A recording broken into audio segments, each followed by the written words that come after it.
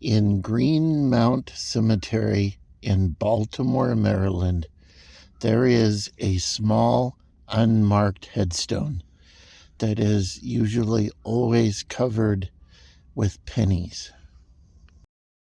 The brother of the person in this grave believed that a headstone of any kind would be completely inappropriate because the person in this grave is John Wilkes Booth, the person who killed President Lincoln.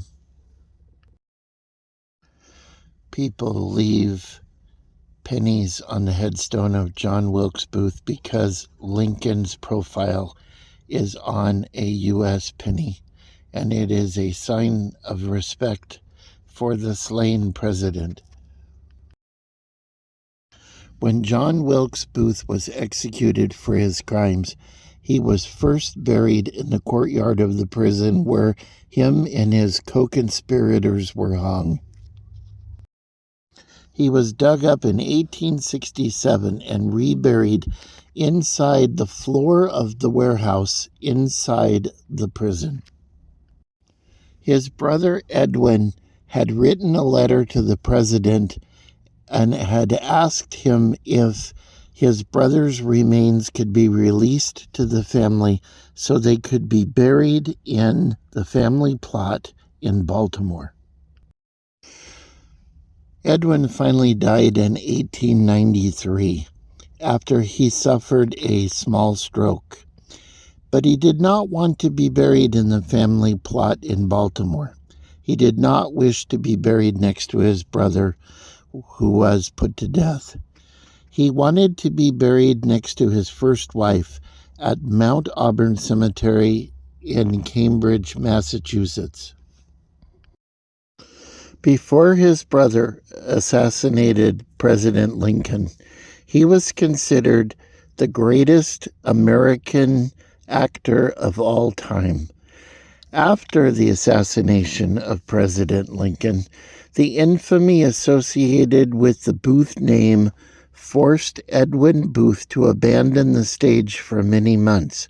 Edwin, who had been feuding with John Wilkes Booth before the assassination, disowned him afterward, refusing to even have John's name spoken in his house.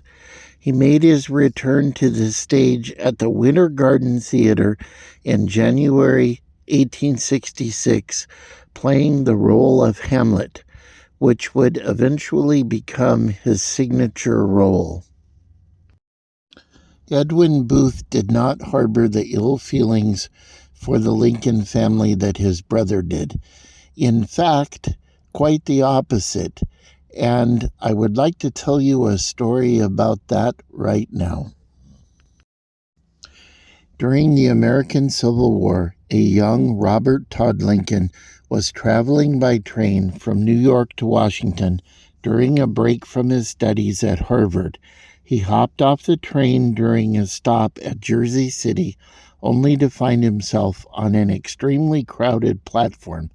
To be polite, Lincoln stepped back to wait his turn to walk across the platform.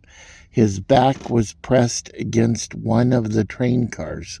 The situation probably seemed harmless enough until the train started moving, which whipped Lincoln around and dropped him into the space between the platform and the train, an incredibly dangerous place to be.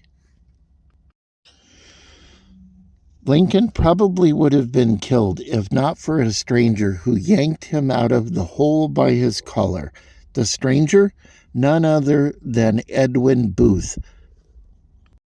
Booth did not know the identity of the man whose life he had saved until some many months later, when he received a letter from a friend, Colonel Adam Badeau, who was an officer on the staff of General Ulysses S. Grant. Badeau had heard the story from Robert Lincoln, who had since joined the Army and was also serving on General Grant's staff. In the letter, signed by Ulysses S. Grant, Badeau gave his compliments to Booth for his heroic deed.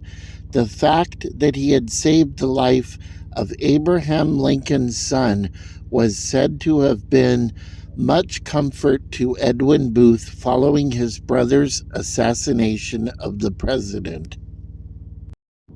On the 23rd of April, 1879, Mark Gray, a traveling salesman from Keokuk, Iowa, fired 2 shots from a pistol at Booth. Booth was playing the title role of Richard II at Vickers Theater in Chicago, Illinois. Both of Gray's shots, which were fired from a distance of 34 feet, missed Booth and buried themselves in the stage floor. The would-be assassin was jailed at the Central Station in Chicago. Booth was not acquainted with Gray, who worked for a St. Louis, Missouri dry goods firm. A letter to a woman from Ohio was found in Gray's pocket. The correspondence affirmed that Gray's intent was to murder Booth. The attempted assassination came at a time when Booth was receiving numerous death threats every day by mail. There is another set of interesting coincidences involved in this story. Robert Lincoln was coincidentally either present or nearby when 3 presidents were assassinated. When his father was assassinated, he was nearby at the White House and rushed to be with his parents. The president was moved to the Peterson House after the shooting, where Robert attended his father's deathbed. Robert Lincoln was an eyewitness when Charles Guiteau shot President James A. Garfield at the 6th Street Station in Washington, D.C. on the 2nd of July, 1881. Lincoln was serving as Garfield's Secretary of War at the time. Robert Lincoln was at the Pan American Exposition in Buffalo, New York, when President William McKinley was shot. Though not an eyewitness, he had just stepped outside the Temple of Music when the shooting actually occurred. Lincoln himself recognized these coincidences. He is said to have refused all later presidential invitations with the comment, "No, I'm not going, and they'd better not ask me, because there is a certain fatality about presidential functions when I am present." Robert Todd Lincoln was a particularly unfortunate and even tragic figure. Once, shortly before his death, he was asked about his life, and he said, "No one wanted me for Secretary of War. No one wanted me to be Minister to England. No one wanted me to be the president of the Pullman Company. They wanted Abraham Lincoln's son." If Lincoln had not have been assassinated, it was his plan to finish his second term and go home to Springfield, Illinois. He wanted to work for his friend, John Whitfield Bunn, who had started the Illinois Watch Company in Springfield, Illinois, and it had grown into a very large company, and he wanted Lincoln to come home and go to work for him. For those of you who know me, you know that I am an Illinois watch collector. I love Illinois watches. They are some of the finest watches on the planet. I leave you now at Lincoln's home in Springfield, Illinois, where his political career began. Remember, everyone, be good to each other, do good deeds, think good thoughts, and I will see you on the next adventure.